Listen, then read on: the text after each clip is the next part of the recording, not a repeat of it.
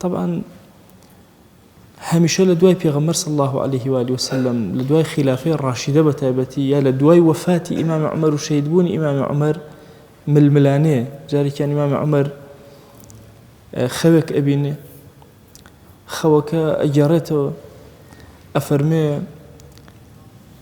دەرگایەک هەبوو، دەرگاکە شکا. پرسیارەکە لە چەندین معەبر کاڵێن ئەو دەرگایە ئەی ئیمام عومەر تۆی بۆ ئومەتی ئیسلامی، وەشکانەکەی مانای کوژرانی تۆیە، و کوژرانی تۆ یعنی فتنە ڕوو ئەکاتە ئومەتی پێغەمبەر صلی الله عليه وسلم. واتە بەقای یان زەمانی ئەمان بۆ نەبوونی فتنە تا زەمەنی ئیمام عومەر. سەرەتای زەمەنی ئیمام عوسمانیش هەر باشە، بەڵام دواتێتی فتنە دەست پێ ئەکە.